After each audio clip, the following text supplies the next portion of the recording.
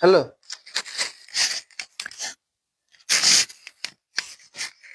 এবার শোনা যাচ্ছে না?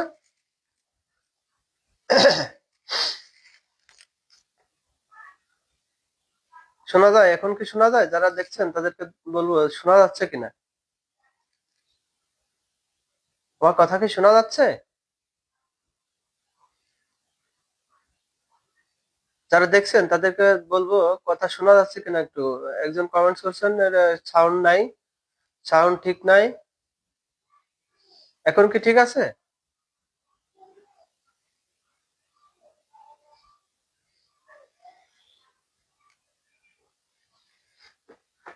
শোনা যায়? আমি প্রশ্নগুলো একটু আরেকবার রিপিট করি প্রথম থেকে যেগুলো। এটা হচ্ছে, প্রথমে ছিল হচ্ছে আপনার হর্টিকালচার। হর্টিকালচার শব্দ কোন শব্দ, মানে কোন ভাষা থেকে? হর্টিকালচার এটা কোন ভাষা থেকে আসছে? এটা ল্যাটিন ভাষা থেকে আসছে। এরপরের প্রশ্ন ছিল শাকসবজি কোন ধরনের গাছ? এটা হচ্ছে গুল্ম ও বিরুৎ জাতীয় গাছ। এরপরে ওলেরিকালচার বলতে কি বোঝায়? ওলেরিকালচার অর্থাৎ সবজি বিজ্ঞান। ওলেরিকালচার এর অর্থ হচ্ছে সবজি বিজ্ঞান। এরপরের প্রশ্ন ছিল বেশিরভাগ শাকসবজি কোন ধরনের? এটা হচ্ছে একবর্ষজীবী। বেশিরভাগ শাকসবজি একবর্ষজীবী উদ্ভিদ। এরপরের প্রশ্ন ছিল হচ্ছে ল্যাটিন শব্দ পমি অর্থ কি? ল্যাটিন শব্দ পমি এর অর্থ হচ্ছে ফল। ল্যাটিন শব্দ পমি এর অর্থ হচ্ছে ফল। পমি বানানো হচ্ছে পি ও এম ই, পমি। পমি শব্দের অর্থ হচ্ছে ফল। এরপরে প্রশ্ন আছে শাকসবজি খাদ্যের কোন জাতীয় পুষ্টি উপাদানের প্রধান উৎস? শাকসবজি সাধারণত ভিটামিন ও খনিজ লবণের প্রধান উৎস। আমাদের শরীরের যে পুষ্টি উপাদান আছে তার ভিতরে ভিটামিন এবং খনিজ লবণ দুইটাই খুবই গুরুত্বপূর্ণ। কম পরিমাণে লাগে, কিন্তু এই দুইটার প্রধান উৎস হচ্ছে শাকসবজি। শাকসবজি থেকে আমরা ভিটামিন এবং খনিজ লবণ যেগুলো সেগুলো পেয়ে থাকি। এরপরের প্রশ্ন হচ্ছে আমাদের দেশে ভক্ষিত আমিষের শতকরা কত ভাগ শাকসবজি থেকে আসে? শতকরা 5 ভাগ শাকসবজি থেকে আসে আমিষ। ভক্ষিত আমিষের পরিমাণ অর্থাৎ খাওয়া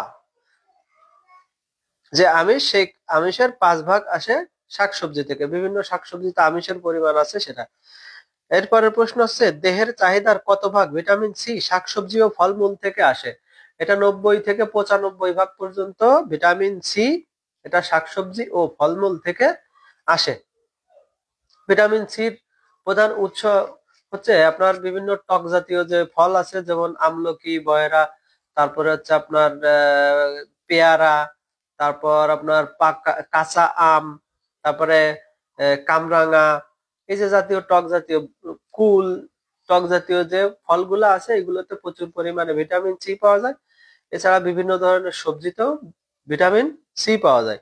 অর্থাৎ আমাদের যে পরিমাণ ভিটামিন সি প্রয়োজন হয় সেই চাহিদাকৃত ভিটামিনের বেশিরভাগ অর্থাৎ 90 থেকে 95 ভাগ আসে আমাদের শাকসবজি এবং ফলমূল থেকে। এরপরের প্রশ্ন হচ্ছে শরীরে ভিটামিন এ এর অভাবে কোন রোগ হয়? এটা সবাই জানে। শরীরের কোন রোগ হয় ভিটামিন এর অভাবে? রাতকানা রোগ। এইমাত্র যুক্ত হয়েছে ইজাজ আহমেদ, তারপরে মুক্তা আদনান। সবাইকে ধন্যবাদ জানাই। লাইভটিকে একটু শেয়ার করে দিবেন যাতে আপনার অন্য বন্ধু বান্ধবী বা শুভাকাঙ্ক্ষী যারা আছে তারা লাইভটিকে দেখতে পায়। যেহেতু আমি যে ক্লাসটা করাই এরকমের ক্লাস অনেকেই করাই, সেখান থেকে পেমেন্ট নেয়। অনেক ধরনের ইয়ে আছে, প্রতিষ্ঠান বা ব্যক্তি যারা এই উপসহকারী কৃষি কর্মকর্তা বা বিভিন্ন চাকরির পরীক্ষার আপনার ক্লাস, এভাবে ক্লাস নিয়ে লাইভে বা এমনি গ্রুপ করে করে ক্লাস করায়। সেই সমস্ত ক্লাস থেকে তারা একটা পরিমাণ অর্থ নিয়ে থাকে, কিন্তু আমার এটা বিনা অর্থের, অর্থাৎ আমাকে পেমেন্ট করা লাগবে না, আপনারা শুধু দেখবেন। আর যদি কারো উপকার হয় এটাই হচ্ছে আমার মেইন উদ্দেশ্য আর কি। তো এই কারণেই আমি বলি যারা দেখেন, আসলে অনেক সময় কি হয় ওই যে বিনামূল্যের জিনিস সেগুলো ভালো লাগে না অনেকের, বা ফ্রি জিনিস ভালো লাগে না। সেটা যদি টাকা দিয়ে কিনে নিয়ে করা হয় বা অর্থ দিয়ে করা হয়, সময় দিয়ে করা হয়, সেক্ষেত্রে সেটা ভালো লাগে। যাই হোক, তারপরেও যারা দেখছেন তাদেরকে অসংখ্য ধন্যবাদ, এবং আমি বলবো আপনারা লাইভটিকে একটু শেয়ার করে দিবেন যাতে আপনার অন্য শুভাকাঙ্ক্ষী বা বন্ধু বা যারা আছে তারা লাইভটিকে দেখতে পায়। এরপরের প্রশ্ন, দেহের চাহিদাকৃত মোট কত মানে কত ভাগ ভিটামিন এ শাকসবজি ও ফলমূল থেকে আসে? আমাদের দেহের যে পরিমাণ চাহিদা ভিটামিন এ এর, সেই এ শাকসবজি এবং ফলমূল থেকে কত ভাগ আসে? এটা হচ্ছে 60 থেকে 80 ভাগ। 60 থেকে 80 ভাগ ভিটামিন এ আমরা শাকসবজি এবং বিভিন্ন ফলমূল থেকে পেয়ে থাকি। ভিটামিন এ, ক্যারোটিন নিচের কোন সবজিতে বেশি পাওয়া যায়? ভিটামিন এ ও ক্যারোটিন এটা নিচের কোন সবজিতে বেশি পাওয়া যায়? এটা সাধারণত গাজর। এবং আরো আর বলে থাকি, এই ভিটামিন এ বেশি পরিমাণ পাওয়া যায় কোন কোন ফল ফল বা সবজি থেকে? সেটা হচ্ছে গাজর, পাকা আম, পাকা পেঁপে, মিষ্টি কুমড়া, এইগুলা থেকে আপনারা প্রচুর পরিমাণে ভিটামিন এ পাবেন। তো এখানে অপশন দিয়ে আছে গাজর, আর বাকিগুলা নাই এখানে। যদি আপনাদের পাকা আম থাকে গাজরের পরিবর্তে, তাইলে উত্তর হবে পাকা আম বা পাকা পেঁপে। এগুলো আছে ভিটামিন এ এর এবং ক্যারোটিন যুক্ত ফল বা সবজি। এরপরের প্রশ্ন হচ্ছে কি যে একজন প্রাপ্তবয়স্ক মানুষের শরীরে কতটুকু খনিজ পদার্থ থাকে? এই খনিজ পদার্থ সম্পর্কে আমি গতদিন বলছিলাম। খনিজ পদার্থ হচ্ছে কোনগুলো? আমাদের মানুষের বা প্রাণীর যে পুষ্টি উপাদান প্রয়োজন, তার ভিতরে 6টি পুষ্টি উপাদান দরকার। এর ভিতরে আছে আমিষ, তারপর হচ্ছে শর্করা, স্নেহ, ভিটামিন, খনিজ লবণ, পানি।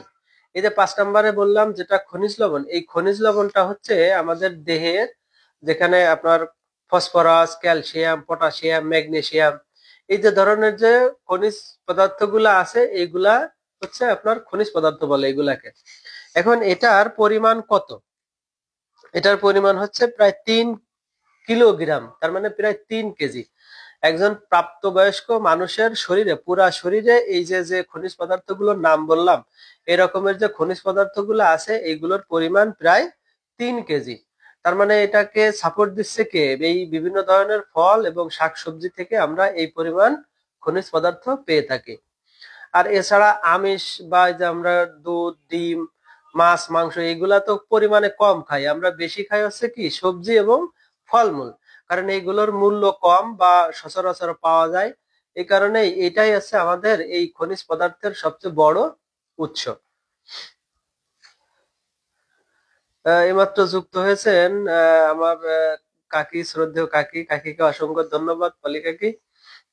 কাকি হয়তোবা আমার লাইভ আজকে নতুন দেখছেন, বা যদি গতদিন দেখে থাকেন তাহলে কাকিকে অসংখ্য ধন্যবাদ জানাই। আর আমি এটা মূলত করি সেটা হচ্ছে, কাকি হয়তো জানেন না, আমি একসময় যে যে আপনার কৃষি কলেজে কিছুদিন শিক্ষকতা করছিলাম। ওইখানে আমার অনেকগুলো স্টুডেন্ট আছে, তারা আপনার এই চাকরির পরীক্ষার জন্য প্রস্তুতি নিচ্ছে আর কি। তো তাদের কিছু কিছু লোকের বা কিছু কিছু স্টুডেন্টের চাহিদা ছিল আমি যেন তাদেরকে একটা কোচিং করাই। তা আসলে চাকরির ফাঁকে আবার কোচিং করানো সময় খুবই কঠিন। এই কারণে আমি এই অনলাইনে একটু ক্লাস করাই, যাতে তাদের এই চাকরির পরীক্ষার যদি একটু উপকার হয় আর কি।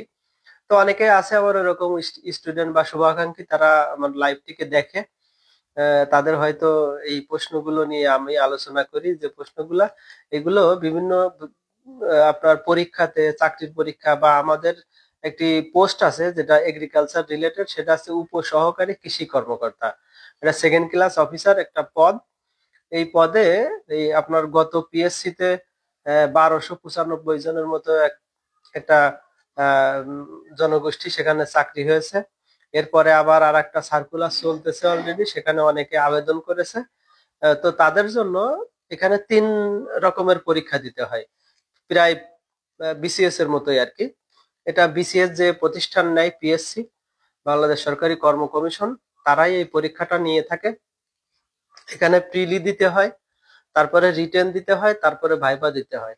এভাবে করেই তারা এই পিএসসি ফেস করে এই চাকরিতে যোগদান করে। তো তাদের উদ্দেশ্যে মূলত আমার এই ক্লাসটা করা।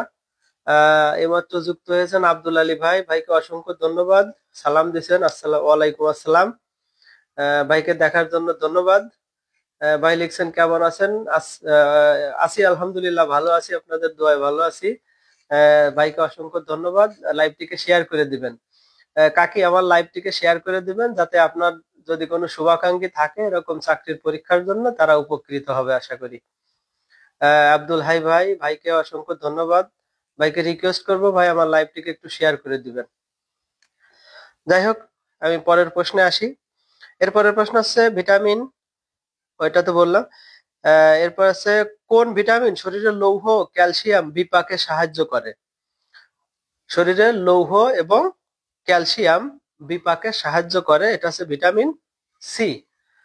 এই বিপাক শব্দের অর্থ হচ্ছে আপনার পরিপাক, যেটা মানে ওর কার্যক্রিয়া ঘটানোর যে প্রক্রিয়া, সেটাই হচ্ছে বিপাক। এই লৌহ এবং ক্যালসিয়াম এই দুইটাই খনিজ পদার্থ, আমাদের দেহের খনিজ পদার্থ লৌহ এবং ক্যালসিয়াম।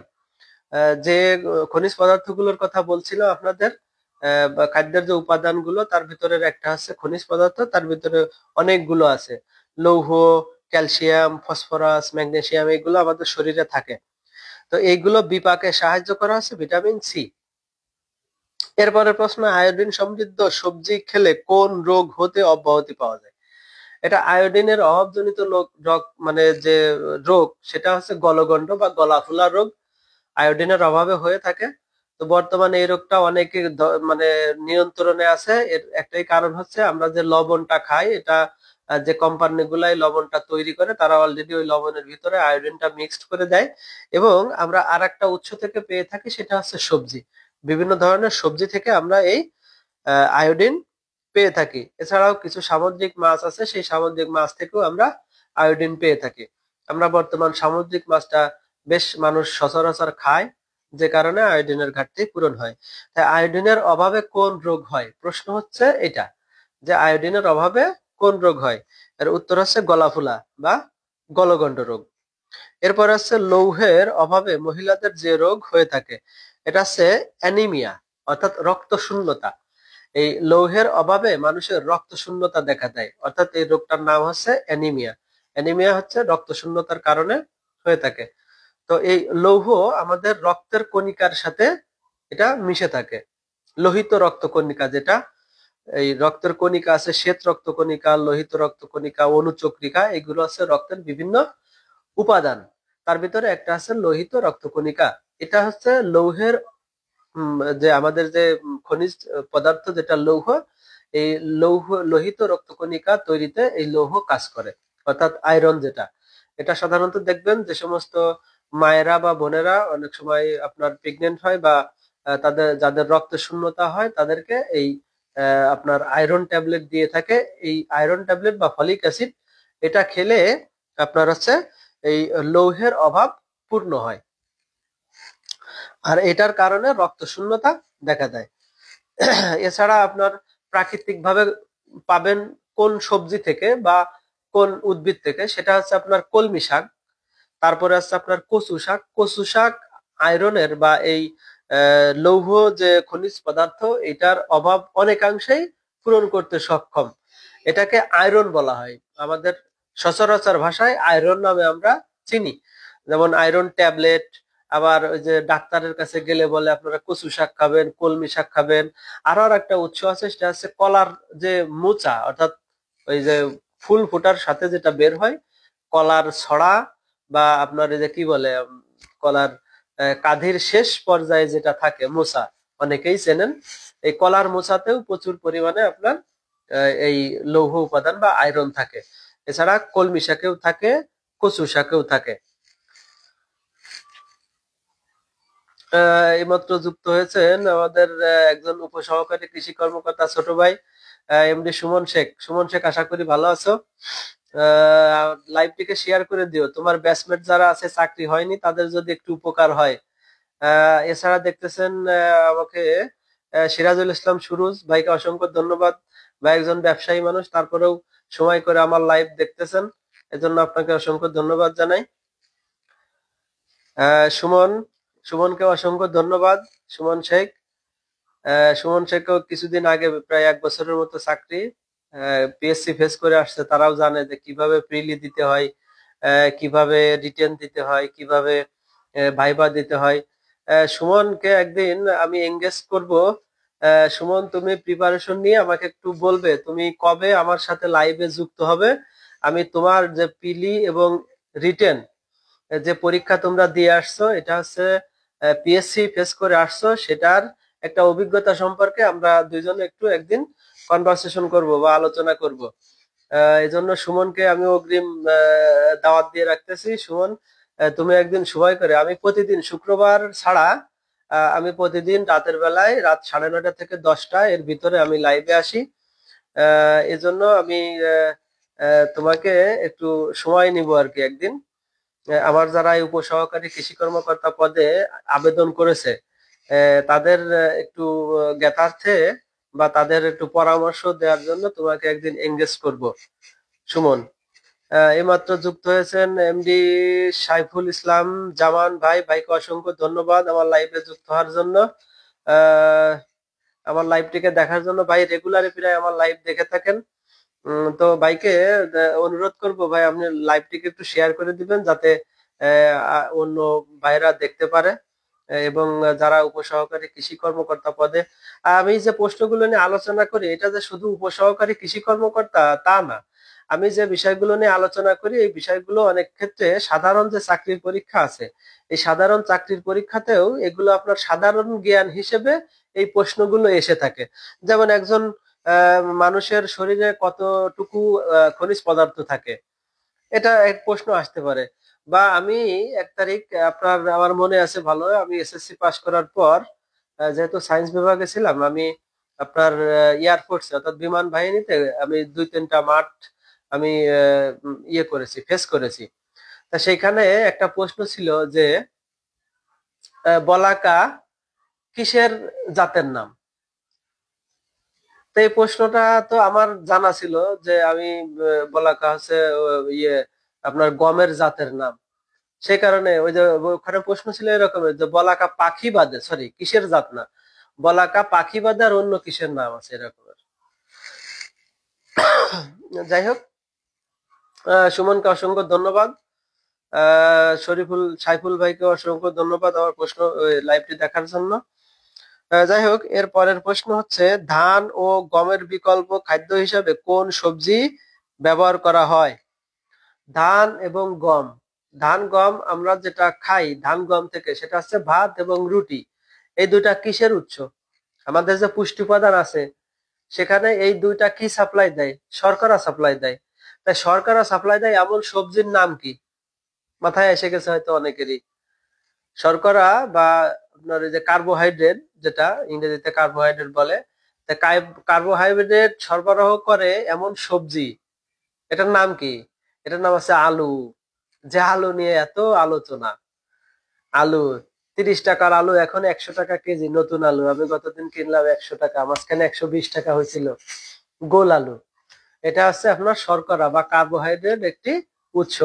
আপনি ভাত খেলেও যে কাজ করে, আলু খেলেও সেই কাজ করে। এক সময় স্লোগান ছিল যে ভাতের উপর চাপ কমাও, বেশি করে আলু খাও। কারণ তখন চাউলের কেজি ছিল 40 টাকা 50 টাকা, তখন আলুর কেজি ছিল 20 টাকা 25 টাকা। আর এখন চাউলের কেজি 60 টাকা, আলুর কেজি 100 টাকা। তার মানে এখন কি করতে হবে? আলুর উপরে চাপ কমাও, বেশি করে ভাত খাও, ধান রোপণ করো। যাই হোক, আলু আর ধান গম একই পুষ্টি উপাদান সরবরাহ করে, অর্থাৎ এটা শর্করা জাতীয় খাবার। এরপরে হচ্ছে ফলিক অ্যাসিড থাকে কোন সবজিতে? ফলিক অ্যাসিড থাকে কোন সবজিতে? এখানে সবজির কথা বলছে, নট শাক। শাক আর সবজি দুইটা একটু আলাদা জিনিস।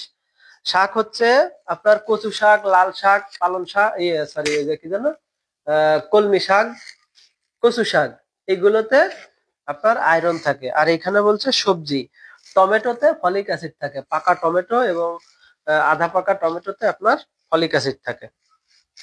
এরপর আছে নিয়মিত কোন সবজি ভক্ষণ করলে রক্তের কোলেস্টেরল কমে? নিয়মিত কোন সবজি ভক্ষণ করলে রক্তের কোলেস্টেরল কমে? এখানে সবজির কথা উল্লেখ আছে। প্রশ্নটা হয়তোবা মানে যেহেতু এই সবজি চাষ, সেই কারণে এখানে সবজি নিয়ে আসছে। এখানে উত্তর হচ্ছে রসুন। আসলে রসুনটা সবজি হিসেবে যত না খাওয়া হয় তার থেকে বেশি পরিচিত, এটা হচ্ছে মশলা জাতীয় ফসল। সবজি, সরি রসুন। পেঁয়াজ, রসুন, আদা, হলুদ, মরিচ, এগুলো আছে মশলা জাতীয় উদ্ভিদ। তো এখানে যেহেতু সবজি চাষ এই বিষয়টা, সেই কারণে এখানে সবজির ভিতরে রসুনটাকে নিয়ে আসছে। রসুন যদি বেশি পরিমাণে খাওয়া হয় বা নিয়মিত রসুন খাওয়া হয়, সেক্ষেত্রে আপনার রক্তের কোলেস্টেরলের মাত্রা কমবে। আপনারা জানেন হয়তো যে রক্তের কোলেস্টেরল যেটা, এটা খুবই মানে মারাত্মক ঝুঁকির কারণ আমাদের, মানে পুরো লাইফের ক্ষেত্রে। পুরো লাইফেই আপনার রক্তের যে কোলেস্টেরল আছে, এই কোলেস্টেরলটা রক্তে থাকা মানে হচ্ছে আপনার লাইফের রিস্ক। তো আপনারা যারা এখনো মোটামুটি সুস্থ আছেন, তারা নিয়মিত একটু রসুন খাবেন। অনেকে রসুনের ভর্তা করে খায়। তারপরে আপনার এই যে ইয়ে কি বলে, খিচুড়ি বা অন্যান্য যে সবজি রান্না করে তার ভিতরে রসুন দিয়ে রান্না করে। এরপর আছে নিচের কোনটি অ্যান্টিবায়োটিক হিসেবে কাজ করে? নিচের কোনটি অ্যান্টিবায়োটিক হিসেবে কাজ করে? এখানে পেঁয়াজের রস অ্যান্টিবায়োটিক হিসেবে কাজ করে। আবার আরেকটা আছে হলুদ। হলুদ হচ্ছে আপনার টারমারিক, বা ওই অ্যান্টিবায়োটিক হিসেবে হলুদের মানে ইয়ে আছে, গুণাগুণ আছে, তবে তার থেকে পেঁয়াজটা বেশি। আর বেশি পুষ্টিকর সবজি কোনটি? বেশি পুষ্টিকর সবজি কোনটি? এখানে যেগুলো আছে অপশন, তার ভিতরে আপনার লাউ আছে, ঝিঙ্গা আছে, পটল আছে, টমেটো আছে। তাই এখানে যে 4টা অপশন আছে তার ভিতরে টমেটোই হচ্ছে বেস্ট। টমেটোতে বেশি পরিমাণে পুষ্টি থাকে। এবার হচ্ছে সারা বছর উৎপন্ন করা যায় এমন সবজি কোনটি? সারা বছর উৎপন্ন হয় এমন সবজি কোনটি?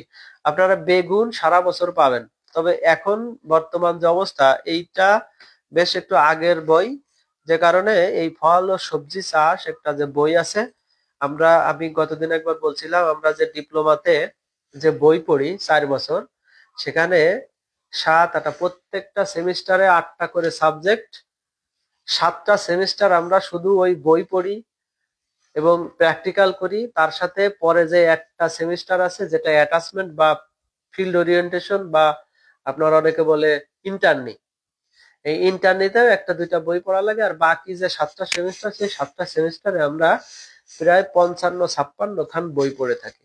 তার ভিতরে একটা সাবজেক্ট হচ্ছে ফল ও সবজি চাষ। তো এইখানে ফল ও সবজি চাষের ভিতরে আপনার যে ইয়ে আছে, সেখানে ওই বইটা অরিজিনাল যে বই আছে, সেই বইতে বেশ আগের ইয়ে, যে কারণে সারা বছর উৎপাদনের জন্য আগের যেগুলা ছিল সেগুলো, যেমন বেগুন, এখানে যে ইয়ে দেওয়া আছে। কিন্তু এখন বর্তমান আপনার টমেটো সারা বছর পাওয়া যায়। গ্রীষ্মকালীন টমেটো আপনার বর্তমান কৃষকরা বা কৃষি সম্প্রসারণ অধিদপ্তর তাদেরকে বিভিন্ন ধরনের গাইডলাইন দিয়ে সারা বছরই আপনার টমেটো পাওয়া যাচ্ছে। তরমুজ, যে তরমুজ একমাত্র আপনার সিজনালি ছাড়া আর পাওয়া যেত না, এখন সেই তরমুজ আপনি 12 মাস কাল বাজারে পাবেন। অফ সিজনের তরমুজ 12 মাস কাল, অর্থাৎ সারা বছর আপনি বাজারে পাবেন। আর তারপরে আছে এই 12 মাস কাল পাওয়া যায় আর একটা সবজি, কলা, পেঁপে, তারপরে আছে আপনার বেগুন। এখানে যেহেতু বেগুনের কথা বলছে, সেহেতু বেগুনটা মানে অপশনে ওই বেগুনই আছে। এরকম করে যদি ওই বেগুনের পরিবর্তে যদি কলা দিত তাহলে ওটা হবে, যদি পেঁপে দিত তাও হবে, কারণ পেঁপে সবসময় পাওয়া যায়, সারা বছরই পাওয়া যায়। যাই হোক, এর পরের প্রশ্ন হচ্ছে পুষ্টিবিজ্ঞানীদের মতে একজন বয়স্ক লোকের প্রতিদিন কতটুকু সবজি খাওয়া উচিত? এটার উত্তর হচ্ছে 200 গ্রাম। এটার উত্তর 200 গ্রাম, অর্থাৎ একজন পূর্ণবয়স্ক লোকের, প্রাপ্তবয়স্ক লোকের প্রতিদিন 200 গ্রাম সবজি খাওয়া উচিত। কারণ আমাদের এই পুরা বডিতে যে পরিমাণ শর্করা না লাগে, তার থেকে বেশি পরিমাণে লাগে আছে আপনার ভিটামিন, খনিজ লবণ, তারপরে আছে আপনার এই যে পানি। এই যে এইগুলা হচ্ছে আপনার এই সবজি থেকে প্রচুর পরিমাণে এইগুলো আমাদের শরীরে অ্যাড হয়, যোগ হয়। এখন আপনি যদি শুধু মানে ভাত খান, ভাতটা আলটিমেটলি কি হয় আপনার, ওই যে খাওয়ার পরে 6 ঘন্টা 7 ঘন্টা পরে ভাতের আর কার্যকারিতা থাকে না। আর আপনি যদি পরিশ্রম না করেন, তাইলে ওই ভাতের যে অতিরিক্ত যে কার্বোহাইড্রেট বা শক্তি যেটা, সেটা আপনার শরীরে সঞ্চিত থাকে। এটা আস্তে আস্তে সঞ্চয় হতে হতে হতে হতে আপনার ওই চর্বিতে রূপান্তরিত হয়। তাছাড়া এর আর অন্য কোনো কাজ নাই ভাতের। এই জন্য আর আপনি সবজি যত বেশি পরিমাণে খাবেন, সবজির অনেক কাজ আছে। সবজি আপনি আজকে খাবেন, সেটা ওটা 5-10 দিন 1 মাস পর্যন্ত তার রিয়াকশন থাকবে। আপনি সবজি বেশি করে খাবেন, আপনার শরীরে ভিটামিন যোগ হবে। তারপরে আছে বিভিন্ন ধরনের খনিজ লবণ, যেমন আপনার আয়রন, ফসফরাস, ম্যাগনেসিয়াম, ক্যালসিয়াম, এই যে যে খনিজ লবণ গুলো এইগুলো যোগ হবে। তারপরে আছে আপনার বিভিন্ন ধরনের vitamin, vitamin A, B, C, এই যে যে ভিটামিন গুলো, এগুলো আপনি সবজি থেকে পাবেন। তাহলে এইগুলোই তো হচ্ছে আপনার মানে জীবনটাকে সুস্থ রাখার জন্য সবচেয়ে বড় নিয়ামক। আপনি ভাত না খাইলে কিছুই হবে না, ভাত আপনি ছেড়ে দেন টোটালি। গত দিন আমি বলছিলাম একবার যে ভাতটা আসলে ওই যে আমার সেই লোকটার কথা মনে পড়ে, কোন একটা প্রোগ্রামে গেছিলাম, সে বলে যে ভাত হচ্ছে এক ধরনের অ্যালকোহল। আপনারা ভাত যদি না খান, রেগুলার আমরা ভাত খাই, আপনি যদি একবেলা ভাত না খান দেখবেন আপনার শরীরের ভিতরে কেমন কেমন লাগতেছে। তার মানে ওইটা একটা নেশা, ভাত খাওয়া আমাদের একটা নেশা। ভাত খাইলে যে আমরা একটু শক্তি পাই, ওইটাই হচ্ছে আমাদের কাছে নেশা হয়ে গেছে। তো এই কারণে ভাতটাকে আস্তে আস্তে অ্যাভয়েড করেন, আপনারা সবজি বেশি করে খান, তাতে করে আপনার শরীরের স্থায়িত্ব বৃদ্ধি পাবে। তো যাই হোক, একজন পূর্ণবয়স্ক লোকের প্রতিদিন 200 গ্রাম ফল খাওয়া, সবজি খাওয়া উচিত। এরপরে প্রশ্ন আছে, বাংলাদেশে অনেকগুলো শীতকালীন সবজির বীজ উৎপাদন সম্ভব না হওয়ার কারণ কি? স্বল্প মেয়াদী শীতকাল, অর্থাৎ শীতকালটা স্বল্প মেয়াদের, যে কারণে আমরা শীতকালীন যে সবজিগুলো করি সেই সবজি থেকে বীজ সংগ্রহ করা খুবই কঠিন হয়ে পড়ে। যেমন আমাদের পাতাকপি বীজ থেকে হয়, ফুলকপি বীজ থেকে হয়, মূলা বীজ থেকে হয়। তাহলে এগুলো সবই হচ্ছে আপনার শীতকালীন সবজি। এখন আমাদের দেশে যারা আমাদের কৃষক যারা চাষ করে, এরা কতজন এই ফুলকপি থেকে বীজ রাখে, বাঁধাকপি থেকে বীজ রাখবে, মূলা থেকে বীজ রাখবে?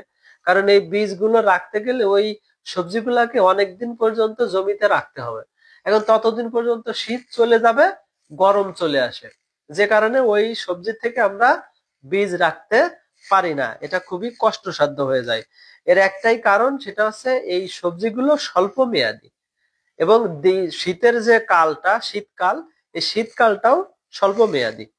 সেই কারণে আমাদের এই শীতকালীন সবজির বীজ রাখা সম্ভব হয় না।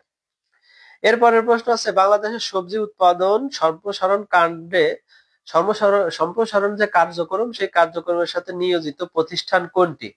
এটাই হচ্ছে আমাদের কৃষি সম্প্রসারণ অধিদপ্তর। এই সম্প্রসারণ অধিদপ্তরই বাংলাদেশের যত সবজি বা বিভিন্ন ধরনের ফসল, শুধু সবজি না, সবজির সাথে আরো অন্যান্য দানা ফসল, তারপরে আছে আপনার বৃক্ষ জাতীয় ফসল, আম, জাম, কাঁঠাল, যাই হোক, যত ধরনের নতুন নতুন ভ্যারাইটি আছে, এই নতুন নতুন ভ্যারাইটি গুলো সম্প্রসারণের জন্য কাজ করতেছে একমাত্র আমাদের কৃষি সম্প্রসারণ অধিদপ্তর। আর অন্যান্য যে কৃষির সাথে যে রিলেটেড যে প্রতিষ্ঠানগুলো আছে, বিভিন্ন গবেষণা প্রতিষ্ঠান, রিসার্চ প্রতিষ্ঠান যেগুলো আছে, এগুলা হচ্ছে আপনার কি করে, ওরা বিভিন্ন জাত গবেষণা করে জাতগুলোরে বা বিভিন্ন প্রযুক্তি যেগুলো আছে সেগুলোরে এস্টাবলিশ করে, আর সেটাকে আমরা মাঠে সম্প্রসারণ করে থাকি। আমাদের কৃষি সম্প্রসারণ অধিদপ্তর সেই কাজটা করে থাকে। এরপরে হচ্ছে, সবজি পরিবহনের জন্য কোন ধরনের যানবাহন বেশি উপযোগী? সবজি পরিবহনের জন্য কোন ধরনের যানবাহন বেশি উপযোগী? এটা হচ্ছে হিমায়িত গাড়ি, অর্থাৎ ফ্রিজিং গাড়ি যেগুলা, সেই গাড়িগুলাই সবজি পরিবহনের জন্য সবচেয়ে উপযোগী। কারণ হচ্ছে কি যে আপনি একটা সবজি যখন ক্ষেত থেকে উঠাবেন, তখন সেটার স্থায়িত্ব নির্ভর করবে তার আপনার পরবর্তী যে প্রক্রিয়াগুলো আছে, যেমন সবজি ক্ষেত থেকে উঠানোর পরে বাজারজাত পর্যন্ত ভোক্তার হাত পর্যন্ত পৌঁছাতে এই মাঝখানে অনেকগুলো কাজ করতে হয়। তার ভিতরে একটা আছে পরিবহন। এই পরিবহনটাকে যদি সঠিকভাবে, সঠিক নিয়মে, সঠিক তাপমাত্রায় পরিবহন করা যায়, সেক্ষেত্রে আপনার এই সবজিটা ভোক্তার পর্যন্ত, অর্থাৎ খুচরো যে ক্রেতা আছে সেই ক্রেতার পর্যন্ত যাবে খুব সুস্থভাবে। এখন এই জন্য কিছু কিছু সবজি আছে, দেখা যাচ্ছে হয়তো আপনার শাক জাতীয় যে সবজিগুলো আছে, সেই সবজিগুলা যদি আপনি ফ্রিজিং গাড়িতে বা হিমায়িত গাড়িতে পরিবহন করেন, সেক্ষেত্রে ওই সবজিটা বা ওই শাকটার গুণগত মান ভালো থাকবে। এই কারণে যানবাহনের জন্য উপযোগী হিমায়িত গাড়ি। যারা নতুন যুক্ত হয়েছেন তাদের কাছে অনুরোধ রাখবো, আপনারা শুনতে পাচ্ছেন কিনা একটু জানাবেন, আর লাইভটিকে অবশ্যই একটু শেয়ার করে দিবেন যারা দেখতেছেন। এমডি নিশান আহমেদ, ধন্যবাদ নিশান আহমেদকে লাইভটিকে দেখার জন্য। নিশানকে অনুরোধ করব লাইভটিকে একটু শেয়ার দেওয়ার জন্য। এরপরের প্রশ্ন আছে, শাকসবজির উৎপত্তি স্থল হিসাবে পৃথিবীকে কয়টি অঞ্চলে ভাগ করা যায়? এটা পৃথিবীকে 8টি অঞ্চলে ভাগ করা যায়। শাকসবজির উৎপত্তির হিসাবে পৃথিবীকে 8টি অঞ্চলে ভাগ করা যায়। এরপর আছে, মূলার উৎপত্তি কোন অঞ্চল থেকে হয়েছে? মূলা, অর্থাৎ আমরা যে মূলাটা খাই সেটার উৎপত্তি চীন অঞ্চল থেকে, অর্থাৎ মূলার উৎপত্তি স্থল চীন। এইমাত্র যুক্ত হলো আমাদের কৃষিতে কিরাটন ইউনিয়ন। এটা কোন ইউনিয়ন আমি সঠিক, কিরাটন ইউনিয়ন আমি সঠিক চিনি না। বাংলাদেশের কোন জায়গায় এটা? ভাই কোন জায়গায় এটা যদি একটু ডিটেলস বলতেন আর কি। যাই হোক, আমার লাইভটিকে দেখার জন্য আপনাকে অসংখ্য ধন্যবাদ। অনুরোধ করবো লাইভটিকে একটু শেয়ার দিয়েন। এরপরের প্রশ্ন আছে, কুমড়া জাতীয় সবজির উৎপত্তি স্থল কোথায়? কুমড়া জাতীয় সবজির উৎপত্তি স্থল মধ্য আমেরিকা অঞ্চল, অর্থাৎ আমাদের এই যে উদ্ভিদের যে শাকসবজি বা উদ্ভিদ ফসল, সেইগুলার উৎপত্তি স্থল হিসেবে পৃথিবীকে 8টি অঞ্চলে ভাগ করা হয়েছে। তার ভিতরে মূলা চীন অঞ্চল থেকে আসছে, তারপরে আছে কুমড়া জাতীয় ফসল যেটা, সেটা আছে মধ্য আমেরিকা অঞ্চল থেকে। কুমড়া জাতীয় অর্থাৎ আছে কুমড়া, লাউ, তারপরে আছে আপনার এই যে শসা, এই যে ফসলগুলো, এগুলোকে একসাথে কুমড়া জাতীয় উদ্ভিদ বলা হয় বা কুমড়া জাতীয় ফসল বলা হয়, সবজি, কুমড়া জাতীয় সবজি। এরপর আছে, নাতিশীতোষ্ণীয় মন্ডলীয় সবজি কোনটি? এটা ফুলকপি। ফুলকপিটা আছে নাতিশীতোষ্ণ মন্ডলীয় সবজি। এরপরের প্রশ্ন হচ্ছে, কোন গোত্রের সবজি উষ্ণমন্ডলীয়? অর্থাৎ নাতিশীতোষ্ণ বা উষ্ণমন্ডলীয়, এগুলো আপনারা অনেকেই জানেন। নাতিশীতোষ্ণ অর্থাৎ হচ্ছে না শীত না গরম, অর্থাৎ এটা ওই যে চির বসন্ত টাইপের যে এলাকাটা, যেমন আপনার মালয়েশিয়ার কিছু অংশ আছে চির বসন্ত, অর্থাৎ সেখানে সবসময় একই রকমের আবহাওয়া পরিচালিত হয়, প্রবাহিত হয়। এ কারণে এই নাতিশীতোষ্ণ অঞ্চলের উদ্ভিদ হচ্ছে ফুলকপি। এরপর আছে, কোন গোত্রের উদ্ভিদ উষ্ণমন্ডলীয় অর্থাৎ গরম? অর্থাৎ আমরা জানি আমাদের মানে ইয়ে এই মিডিল ইস্ট কান্ট্রি অর্থাৎ সৌদি আরব বা কুয়েত, এই এলাকায় যখন গরম পড়ে, সেখানে প্রচুর পরিমাণে গরম পড়ে, এই জায়গাটাই হচ্ছে উষ্ণমন্ডলীয় অঞ্চল। এই উষ্ণমন্ডলের এটা হচ্ছে কুমড়া গোত্র। কুমড়া গোত্রের যে উদ্ভিদগুলো আছে বা সবজি আছে, তারা উষ্ণমন্ডলীয় অঞ্চলে হয়ে থাকে, জন্মে থাকে। টমেটো, মরিচ ও মিষ্টি আলু কোন মন্ডলীয় সবজি? এটা আছে গ্রীষ্ম ও অবগ্রীষ্ম মন্ডলীয়, গ্রীষ্ম এবং অবগ্রীষ্ম মন্ডলীয় উদ্ভিদ। এরপরের প্রশ্ন আছে, ভূমধ্যসাগরীয় অঞ্চলের সবজি কোনগুলো? ভূমধ্যসাগরীয় অঞ্চলের সবজি এটা হচ্ছে কপি গোত্রের, অর্থাৎ কপি যেগুলো আছে আপনার ফুলকপি, ওলকপি, বাঁধাকপি, বিট, এগুলাই হচ্ছে আপনার এই কপি গোত্রের উদ্ভিদ। এগুলো সাধারণত কোন অঞ্চলের? এটা ভূমধ্যসাগরীয় অঞ্চলের। এরপরের প্রশ্ন, বাংলাদেশের সবজি উদ্ভিদগুলো কোন উপজগতের? এটা হচ্ছে সপুষ্পক। এটা সপুষ্পক মানে হচ্ছে এদের নিজের ফল ফুল হয় যেগুলা, সেগুলোকে আমরা সপুষ্পক উদ্ভিদ বলে থাকি। আর অপুষ্পক উদ্ভিদ আছে যেগুলোর ফুল ফল হয় না, সেগুলো আছে অপুষ্পক উদ্ভিদ। তা বাংলাদেশে সাধারণত যেগুলো হয় সেগুলো হচ্ছে সপুষ্পক উদ্ভিদ। উদ্ভিদ জগতের উদ্ভিদতাত্ত্বিক শ্রেণী বিভাগের ক্রমাগত ধাপগুলো কোনটি? শ্রেণী বিভাগের ক্রমাগত ধাপগুলো হচ্ছে আপনার উপজগৎ, তারপরে বিভাগ, শ্রেণী, বর্গ, গোত্র, গণ, প্রজাতি।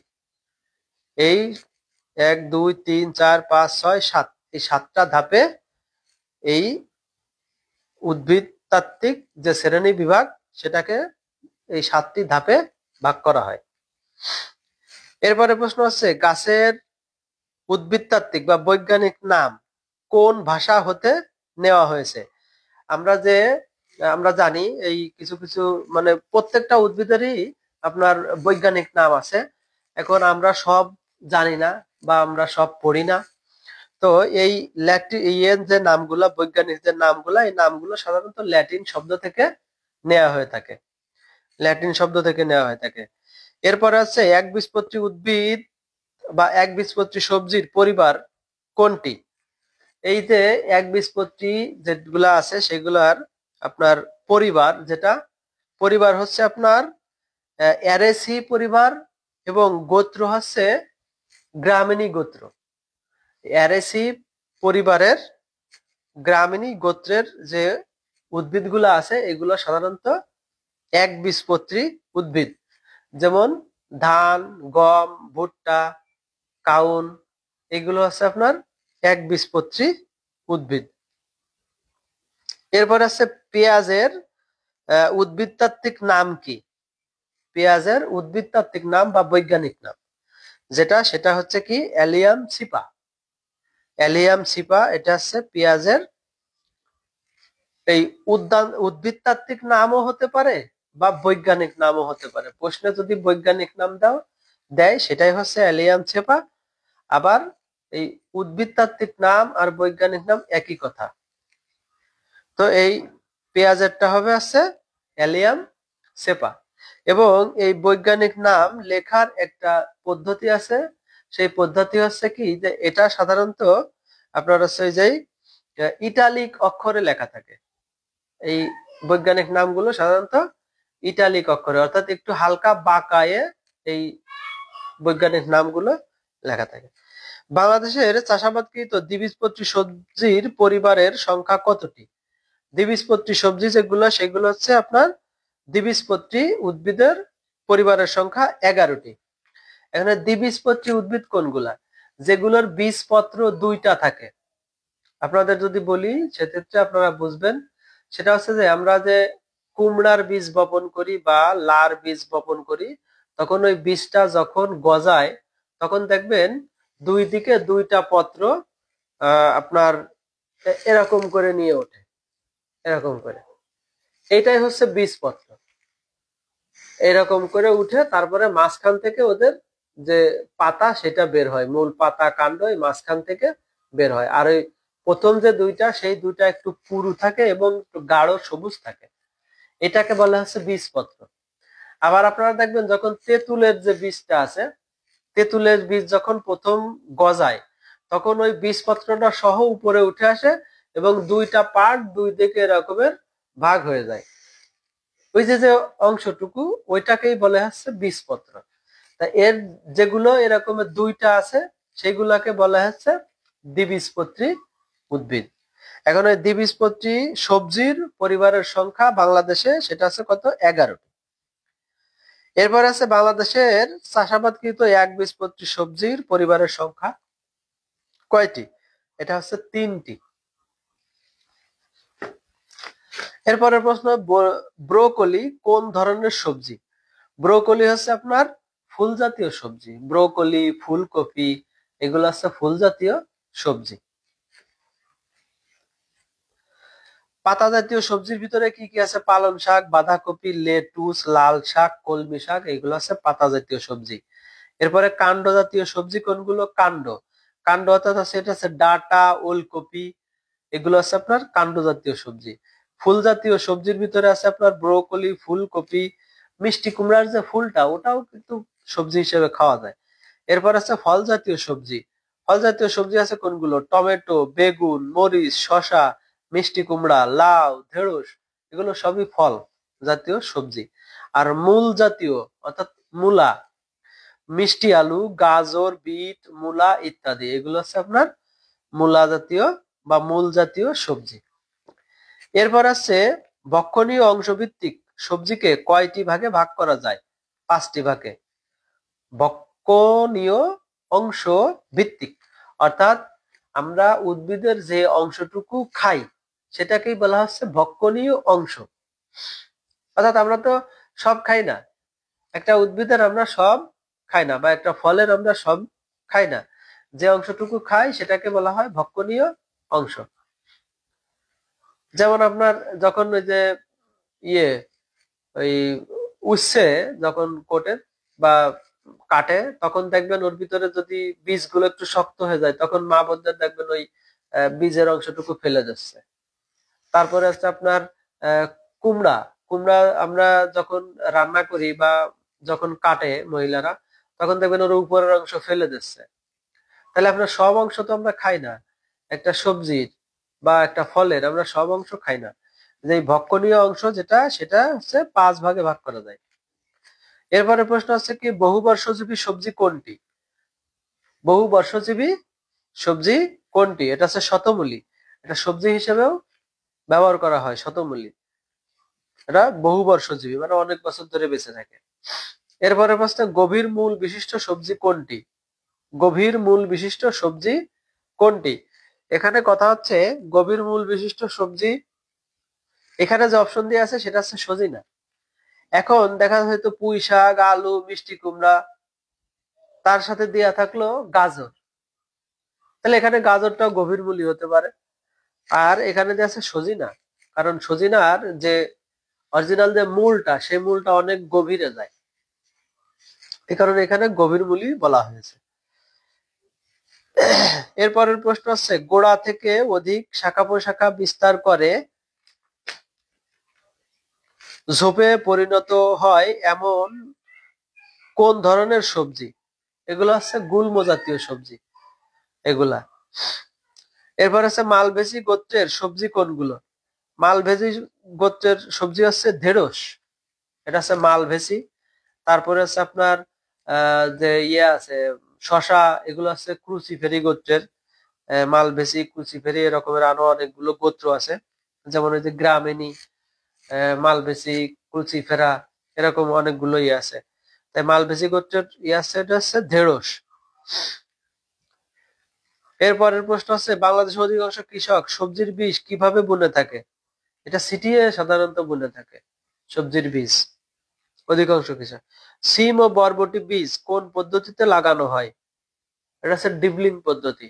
সিম এবং বরবটি এগুলা লাগানো হয় সাধারণত ডিবলিং পদ্ধতি। ডিবলিং পদ্ধতি বলতে আপনার বীজটাকে হালকা মাটির নিচেই পুঁতে দেওয়া, বীজটাকে হালকা মাটির নিচে পুঁতে দেওয়া, সেটাকে বলা হয় ডিবলিং পদ্ধতি। এরপরের প্রশ্ন আছে নিচের কোন সবজি চাষে মাদা তৈরির প্রয়োজন হয়? মাদা তৈরির জন্য আপনার শিম, তারপরে আছে আপনার সিমের ভিতরে সিম বরবটি একই জাতীয়।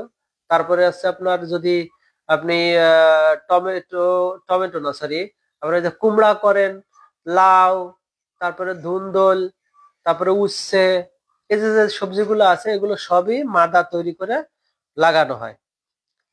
এরপর আছে রোপণ পদ্ধতি চাষাবাদ করা হয় কোন ফসল? রোপণ পদ্ধতিতে চাষাবাদ করা হয় কোন ফসল? অর্থাৎ আপনি রোপণ মানে কি চারা রোপণ করা হয় যেগুলো, সেগুলো কোনগুলো হতে পারে? মরিচ, টমেটো, তারপরে আছে আপনার এই যে বেগুন, এত সবই চারা রোপণ করা হয়। তাহলে এগুলোই হচ্ছে আপনার চারা, অর্থাৎ রোপণ পদ্ধতিতে চাষাবাদকারী। এরপরে প্রশ্ন আছে শীতকালীন সবজি আগাম উৎপাদন হয় কোন পদ্ধতি চাষাবাদ সম্ভব? সিম জাতীয় সবজি আগাম উৎপাদনের জন্য কোন পদ্ধতি সম্ভব? রোপণ পদ্ধতি। অর্থাৎ আগাম করার জন্য আপনার জমিতে যদি কোনো ফসল থাকে অন্য ফসল, তাহলে আপনি সেই সব ফসল কর্তনের অন্তত 10-15 দিন আগে আপনি এই যেগুলো রোপণ পদ্ধতিতে আবাদ করা হয় সেগুলো চারা অন্য জায়গায় আপনি করে নিতে পারেন। তাহলে আপনি 10-15 দিন কি হবে আপনার সাশ্রয় হবে। যেমন আপনার জমিতে যদি ধান থাকে, ধানের ক্ষেত্রে যদি আপনি মিষ্টি কুমড়া বা এই যে শশা, খিরে এইগুলো যদি আপনি লাগান, লাউ, ধুন্দল এগুলো যদি আপনি লাগান, সেক্ষেত্রে কি করবেন? আপনার ওই ধান পেকে যাওয়ার অন্তত 10-15 দিন আগে আপনি সেখানে কি করতে পারেন, বাইরে আলাদা জায়গায় চারা দিবেন। চারা দিলে তখন কি হবে, ওই সবজিগুলো মানে ওই বীজগুলো অঙ্কুরিত হয়ে অলরেডি চারা হয়ে যাবে। গাছে তো 2-4 ইঞ্চি 5 ইঞ্চি চারা হয়ে গেল। তারপরে আপনি ধান কেটে জমি মানে ফাঁকা করে পরবর্তীতে আপনি ওই চারাটা জমিতে রোপণ করতে পারলেন। তাহলে এই রোপণ জাতীয় সবজি হচ্ছে কোনগুলো? যেগুলো আপনি চারা রোপণ করবেন আহ, সেগুলো। তাহলে আপনি এগুলো রোপণ করার জন্য আপনি ওই জমি তৈরির আগেই আপনি চারা করে নিতে পারেন। পাহাড়ি অঞ্চলে কোন পদ্ধতিতে শাকসবজি চাষাবাদ করা হয়? এই প্রচলিত মানে যেগুলো প্রচলিত আর কি পাহাড়ি এলাকায়, এটা হচ্ছে চারা পুঁততে। মানে তারা ওই চারা আলাদা জায়গায় চারা করে নেয়, তারপরে হচ্ছে ওই চারাগুলো ওই পাহাড়ির যে ঢালু আছে বা পাহাড়ি এলাকার যে সমস্ত জায়গায় তারা সবজি চাষ করে ওই সমস্ত জায়গায় চারা পুঁতে দিয়ে তারা সবজি চাষ করে। বীজতলায় কি উৎপন্ন করা হয়? বীজতলায় অবশ্যই চারা উৎপন্ন করা হয়। বীজতলা মানেই তো আছে যেখানে চারা উৎপাদন করা হয় সেটাকেই বীজতলা বলা হয়। এরপর আছে বীজতলা কোন স্থানে তৈরি করতে হবে? অবশ্যই বীজতলা উঁচু স্থানে এবং রৌদ্র উজ্জ্বল জায়গায় বীজতলা তৈরি করতে হবে।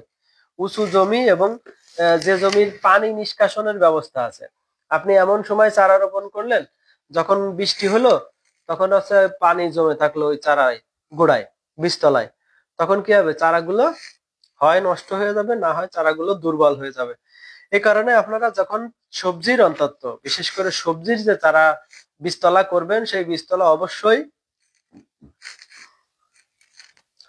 উঁচু হইতে হবে, পরিষ্কার রৌদ্রোজ্জ্বল এবং পানি নিষ্কাশনের সুব্যবস্থা থাকতে হবে এবং পানি সেচেরও সুব্যবস্থা থাকতে হবে। আপনি রৌদ্রোজ্জ্বল ফাঁকা জায়গা উঁচু জায়গা নির্বাচন করলেন, সেখানে আপনার পানি দেওয়ারই ব্যবস্থা নেই, তাহলে তো আপনি ওই জায়গায় বীজতলা তৈরি করতে পারবেন না। সুতরাং আপনি যেখানে বীজতলা তৈরি করবেন সেখানে অবশ্যই পানি দেওয়ারও ব্যবস্থা থাকতে হবে, পানি নিষ্কাশনের ব্যবস্থা থাকতে হবে, রৌদ্র উজ্জ্বল থাকতে হবে এবং উঁচু জায়গা নির্বাচন করতে হবে। এরপর হচ্ছে কি, কোন প্রকার মাটি বীজতলার জন্য ভালো?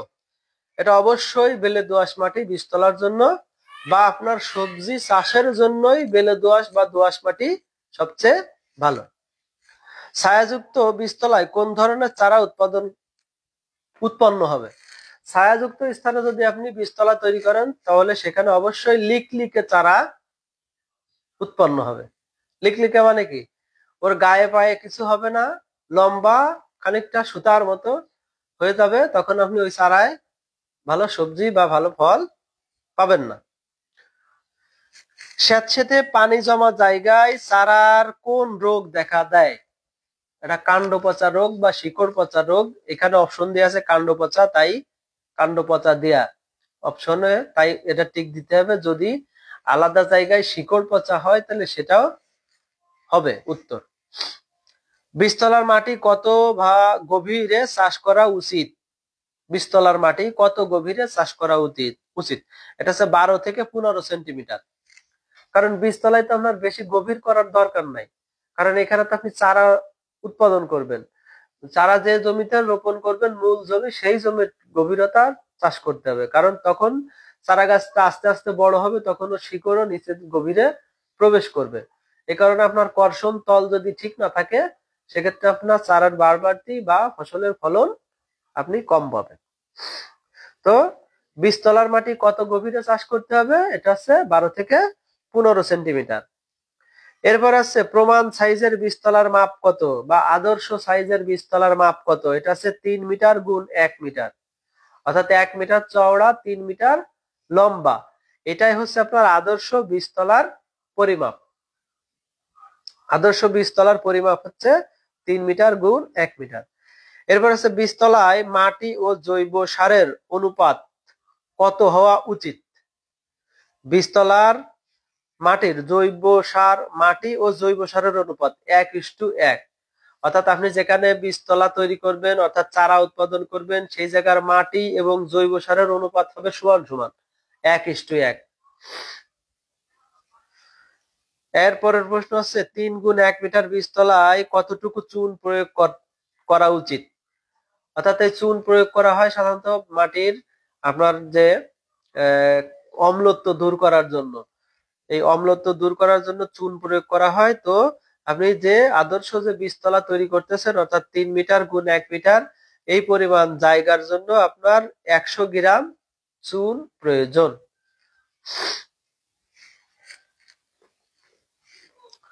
এরপরের প্রশ্ন হচ্ছে বীজতলায় চারার গোড়া পচে নষ্ট হয় কিসের আক্রমণে? এটা ছত্রাকের আক্রমণে। ওই যে বীজতলা যদি স্যাঁতসেঁতে হয় বা পানি জমে থাকে তো সেখানে আপনার ছত্রাক অ্যাটাক করবে, আর ছত্রাকের কাজই হচ্ছে পচানো। তো বীজতলা চারার গোড়া পচে নষ্ট হয় সাধারণত ছত্রাকের আক্রমণে। এরপর আছে পিথিয়াম, তারপরে আছে রাইজোকট্রিয়া, বোট্রিকটিস, ফাইটোপথেরা, অল্টারনেরিয়া প্রভৃতি কি? এগুলো আছে ছত্রাক। এই অল্টারনেরিয়া ব্লাইট, তারপরে আছে আপনার অন্যান্য যে আছে পিথিয়াম, এগুলো আছে এক এক ধরনের ছত্রাক। এরাই ছত্রাক জনিত যে রোগগুলো আছে সেই রোগগুলো বিস্তারে মানে বিস্তার মানে কি এরাই ঘটায় ওই রোগগুলো। এরপরের প্রশ্ন আছে বীজতলা কখন জীবাণু মুক্ত করা উচিত? বীজতলা প্রস্তুত করার সময় অবশ্যই এটা জীবাণু মুক্ত করা উচিত। এরপরের প্রশ্ন আছে সবজির বীজতলা কিভাবে জীবাণু মুক্ত করা হয়? এটা তাপ ও রাসায়নিক দ্রব্য প্রয়োগ করে। রাসায়নিক দ্রব্য যেমন হচ্ছে আপনার এই যে বলছিলাম কি যেন এটা ওই যে ট্রাইকোডার্মা, ট্রাইকোডার্মা দিয়েও আপনারা মাটি শোধন করতে পারেন বা জীবাণুমুক্ত করে নিতে পারেন। এরপর হচ্ছে কোন রাসায়নিক দ্রব্য সবজি ও বীজতলা জীবাণুমুক্ত করার কাজে ব্যবহৃত হয়? ফর্মালডিহাইড। ফর্মালডিহাইড যেটা আছে এটা দ্বারাও আপনার বীজতলা শোধন করে নিতে পারেন বা জীবাণুমুক্ত করে নিতে পারেন। এরপরের প্রশ্ন আছে মাটির নিচে লুকায়িত কীট ও পোকামাকড় ধ্বংস করার জন্য কি ব্যবহার করা উচিত? এটা আছে হেপ্টাক্লোর 40, অর্থাৎ আপনার দানা জাতীয় যে ওষুধ আছে সেই দানা জাতীয় ওষুধটা আপনারা ব্যবহার করতে পারেন। এটা কীট ও পোকামাকড়, কীট পোকামাকড় মানে কীট পতঙ্গ আর কি। এই কীট পতঙ্গ দমন করার জন্য মাটিতে লুকায়িত যেগুলো আছে সেগুলো দমন করার জন্য আপনারা দানা জাতীয় যে ওষুধগুলো আছে সেই ওষুধগুলো দিতে পারেন। এখানে একটা নাম দেওয়া আছে হেপ্টাক্লোর এটা, অথবা আপনার ওই যে কি যেন কুরাজান, কুরাটাপ, এগুলো অর্থাৎ আগে যেটা ফুরাডান ছিল এগুলো আর কি। 3 মিটার গুণ 1 মিটার সাইজের বীজতলায় টমেটোর কতটুকু বীজ বুনতে হয়? অর্থাৎ আপনার এই যে আদর্শ একটি বীজতলা, সেই বীজতলায় কতটুকু পরিমাণ টমেটো প্রয়োজন? এটা 8 থেকে 10 গ্রাম। এরপরের প্রশ্ন হচ্ছে বীজের ব্যাসের কত গুণ গভীরে বীজ বোনা উচিত? বীজের ব্যাসের কত গুণ গভীরে বীজ বোনা উচিত? দ্বিগুণ। ব্যাসটা হচ্ছে কি আমাদের সাধারণত সবজির যে বীজগুলা, এই সবজির বীজগুলো হচ্ছে আপনার গোলাকার টাইপের। তো ব্যাস হচ্ছে আপনার ওই গোলাকার সাইজের যে বীজটা, ওই বীজের গোলের মাঝখানে সুদা এ মাথা থেকে ওই মাথা পর্যন্ত যে ইয়ে আছে সেটাই হচ্ছে আপনার ব্যাস। অর্থাৎ বৃত্তের ব্যাস যেমন ঠিক একই রকম বীজের ব্যাসও তাই। অর্থাৎ আপনার একটা বীজের যে ব্যাস আছে তার দ্বিগুণ পরিমাণ মানে মাটির নিচে ওই বীজটাকে পুঁততে হবে, গভীরে দিতে হবে। বীজতলায় পিঁপড়ার আক্রমণ হতে বীজকে রক্ষা করার জন্য কি ব্যবহার করা যেতে পারে? ওই যে কেরোসিন মিশ্রিত ছাই, এই কেরোসিন মিশ্রিত যে ছাই আছে এটা যদি আপনি ব্যবহার করেন সেক্ষেত্রে ওই বীজতলায় আপনার পিঁপড়ার আক্রমণ কম হবে। অথবা গ্যামাক্সিন পাউডার, গ্যামাক্সিন নামের এক ধরনের পাউডার পাওয়া যায়, বাজারে কিনতে পাওয়া যায়, এই পাউডারটাও আপনারা ব্যবহার করতে পারেন। এরপর আছে কষ্ট সহিষ্ণুতা বর্ধন প্রক্রিয়ার ফলে চারার দেহ কোষে কি অধিক পরিমাণে জমা হয়? এটা শর্করা।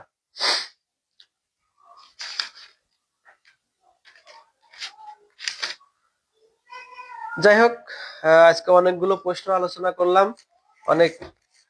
অনেকেই দেখছি আমি ধৈর্য সহকারে আমার লাইভ দেখছেন। যারা এতক্ষণ ছিলেন, যারা এতক্ষণ দেখলেন তাদেরকে অসংখ্য ধন্যবাদ জানাই। সাথে আজকে আমাদের লাইভে অনেকে নতুন মেম্বার যুক্ত হয়েছেন। বিপ্লব সমাদদার দাদা, আমাদের উপসহকারী কৃষি অফিসার, আপনাকে অসংখ্য ধন্যবাদ আমার লাইভে যুক্ত হওয়ার জন্য। অবশ্যই লাইভ টিকিট দেখবেন। আমি প্রতিদিন শুক্রবার বাদে প্রতিদিনই রাত 9:30 10টা এর ভিতরে আমি লাইভে, 10টার পরে অনেক সময় একটু লেট হয়, তো এই সময় আমি প্রতিদিন লাইভে থাকি, কৃষি বিষয়ক বিভিন্ন ধরনের আলোচনা করে থাকি। আর এর সাথে করে আপনার এই যে উপসহকারী কৃষি কর্মকর্তা পদে যে সমস্ত ভাই বোন অ্যাপ্লিকেশন করেছেন তারা এখান থেকে উপকৃত হয়। আমি আজকে দেখছি ইজাজ আহমেদ, ইজাজ বারবার মানে লাইভে যুক্ত হচ্ছে, আবার লিভ করতেছে, ইন করতেছে, আবার লিভ করতেছে। ইজাজ কি তোমার কি কোনো প্রবলেম?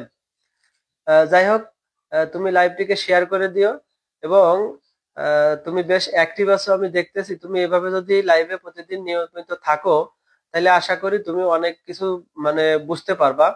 আর এখান থেকে তুমি আহ, যতদূর একটু কষ্ট হলেও একটু নোট রেখার চেষ্টা করবা। যারা এই পরীক্ষার্থী আছে বা আমাদের যারা উপসহকারী কৃষি কর্মকর্তা পদে অ্যাপ্লাই করা আছে, পরীক্ষা দিবেন, তাদের জন্য আমি বলি যে আপনারা অন্তত লাইভটিকে দেখবেন এবং একটা খাতা কলম নিয়ে আমার কথা বলার সাথে সাথে যদি আপনারা নোট করেন।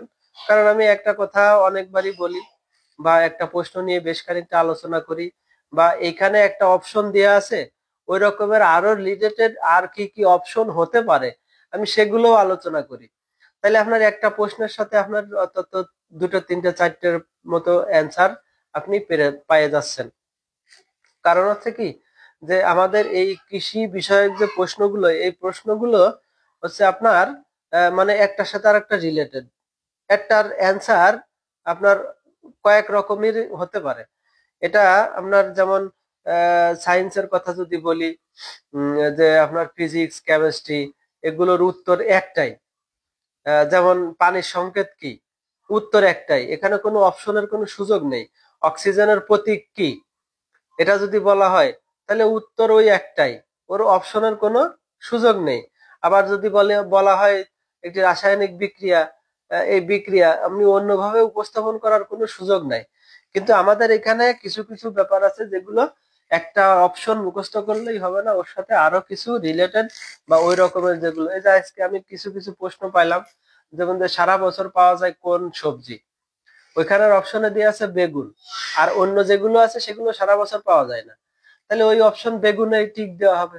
যদি বেগুনের পরিবর্তে পেঁপে থাকতো তাইলে কি হতো? অবশ্যই পেঁপে হতো, সারা বছর পাওয়া যায়। তার মানে আমাদেরকে জানতে হবে যে কোন কোন ফসল সারা বছর উৎপাদন করা যায়।